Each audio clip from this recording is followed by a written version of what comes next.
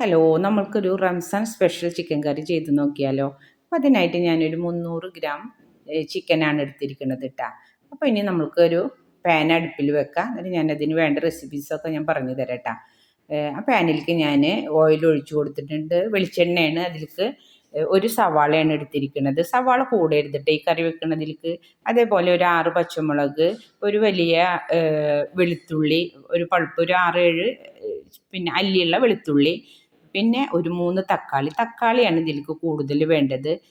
ഒക്കെ നന്നായി വഴണ്ടി വന്നാൽ നമുക്ക് 1 ടീസ്പൂണ് കുരുമുളക് പൊടി ഇടുക, 1/4 ടീസ്പൂൺ മഞ്ഞൾപ്പൊടിയും.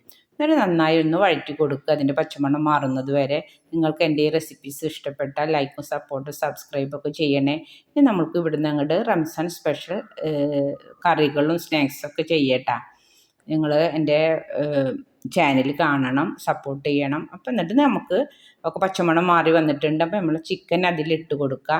ചിക്കൻ ഇട്ട് കൊടുത്തിട്ട് നന്നായി ഒന്ന് ഇളക്കി കൊടുക്കുക, തിരിച്ചു മറിച്ചൊക്കെ ഇട്ട് ഇളക്കി കൊടുക്കുക. എന്നിട്ട് ആ നേരം കൊണ്ട് നമ്മൾ ഒരു 6-7 കാഷ്യൂനട്ട് ഞാൻ സോക്ക് ചെയ്യാൻ വെച്ചിരുന്നു.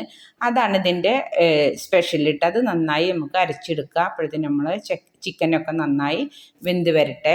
നമുക്ക് തന്നെ ഒന്ന് മൂടി വെച്ചിട്ട് ഒരു 10-15 മിനിറ്റ് ഒന്ന് വേവിച്ചെടുക്കുക. കുക്കറാണെങ്കിൽ 3 വിസിലിട്ടാം.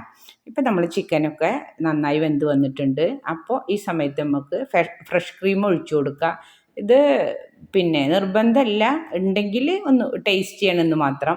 പിന്നെ നമ്മൾ അരച്ച് വെച്ചിട്ടുള്ള കാഷ്യൂനട്ടും ഇതിലേക്ക് ഒഴിച്ചു കൊടുക്കുക. നല്ല ടേസ്റ്റി ആയിട്ടുള്ള കറിയാണ്. പത്തിരിയിൽക്കും പൊറോട്ടയിൽക്കും ഭട്ടൂരയിൽക്കും ഒക്കെ നല്ലതാണ് കേട്ടോ. നമ്മൾ കാഷ്യൊക്കെ ഒഴിച്ച് നമ്മളെ ചിക്കൻ നന്നായി തിളച്ച് വരുന്നുണ്ട്. ഈ സമയത്ത് കസൂരി മേത്തിയും അതേപോലെ മല്ലിയിലയൊക്കെ ചോപ്പ് ചെയ്തത് ഇട്ട് കൊടുക്കുക. എന്നിട്ട് മൂടി വെക്കുക, ഓഫ് ചെയ്യാം.